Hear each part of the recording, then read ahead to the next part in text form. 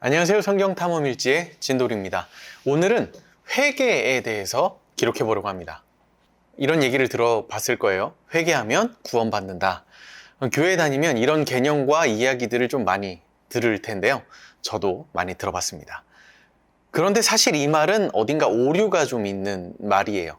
왜냐하면 회개를 해서 구원을 얻어내는 게 아니고 구원은 예수님이 구원을 해주셨기 때문에 구원을 받는 거거든요. 그렇다면 이 말은 좀 오류가 있는 말이에요.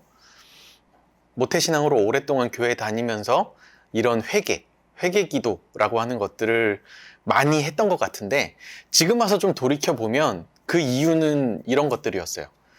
용서받기 위해서, 하나님에게 용서받기 위해서, 그리고 평안을 위해서, 이런 건데요. 사실 이런 개념은 그 앞에 하나가 붙어요. 나를 위해서, 내가 편하려고. 사실 성경은 이렇게 이야기하고 있습니다. 그러므로 예물을 제단에 드리려다가 거기서 내 형제에게 원망 들을 만한 일이 있는 것이 생각나거든. 예물을 제단 앞에 두고 먼저 가서 형제와 화목하고 그 후에 와서 예물을 드리라. 먼저 가서 화해부터 해라. 이런 얘기예요. 한마디로 하나님한테 용서를 구한다는 게 어떤 사건에 대한 것을 회개하는 거잖아요.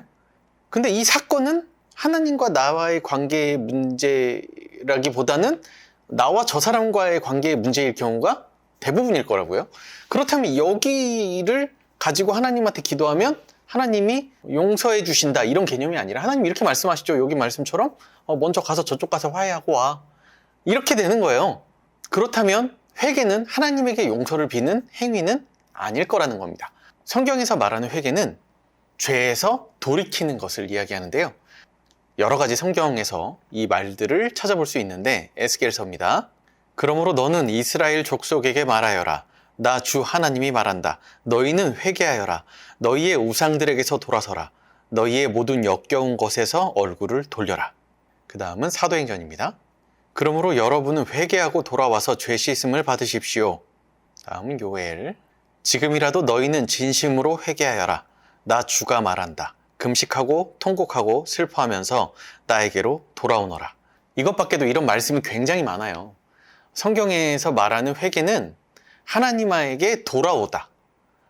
죄 가운데 지내던 너희의 모습을 돌이키고 하나님에게 돌아오다. 돌이키다. 뭐 이런 뜻을 말하는데요. 대부분 돌이켜라, 기억해라, 돌아와라, 깨달아라. 뭐 이런 이야기들로 말하고 있습니다. 그래서 제가 여기서 본 것은 돌아가다 라는 말이에요. 본래의 자기 자신의 자리로 돌아가는 것.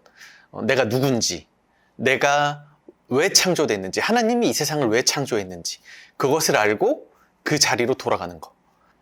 근데 여기서 문제는 우리가 종교적으로 갖고 있는 그 회개에 대한 착각, 죄에 대한 착각 때문인데요. 내가 계속 죄를 짓고 하나의 죄라도 있으면 구원을 받을 수 없다는 성경 말씀이 있어요. 그런데 그것 때문에 예수님이 오셨다는 게 성경이거든요. 성경에서 말하는 거거든요. 왜냐하면 내 스스로 그 죄를 해결할 수 없기 때문에.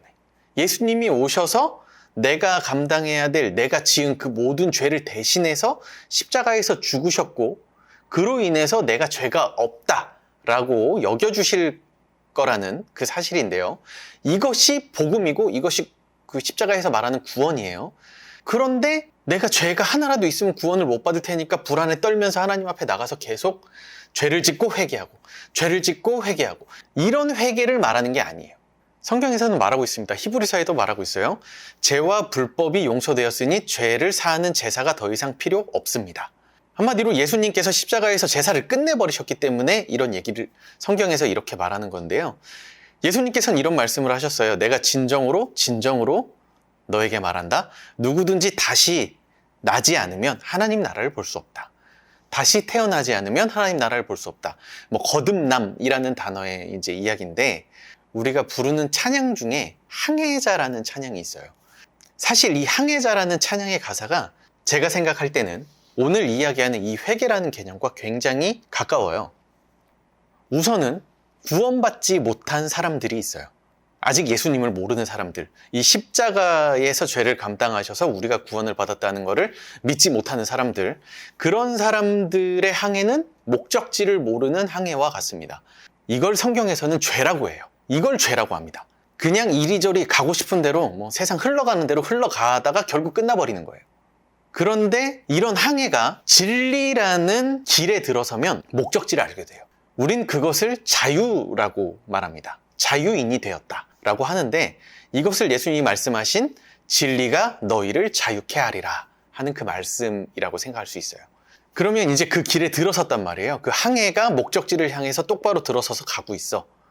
우린 이것을 이제 구원받은 사람들, 크리스천이라고 부르는데, 그럼 이제 회개가 필요 없느냐?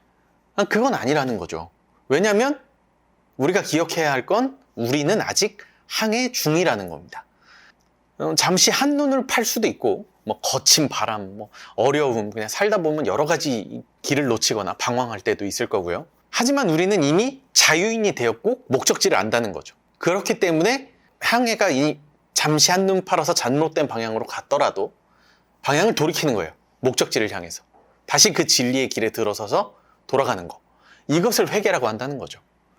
예수님이 알려주신 그 방향으로 다시 돌아가는 것. 우리는 이것을 회개라고 합니다. 그럼 어떻게 하는 거예요? 이거 그냥 사는 동안 계속 하는 거예요. 그래서 이런 착각은 좀 버려야 돼요. 예수님을 믿고 구원받았어. 그럼 난 이제 천사가 돼서 죄를 짓지 않을 거야. 이런 생각을 갖고 있기 때문에 살아가다가 죄를 져. 그러면은 더 깊은 좌절에 빠지는 거예요. 나는 왜 죄를 지었지? 나는 아직 구원을 받지 못했나?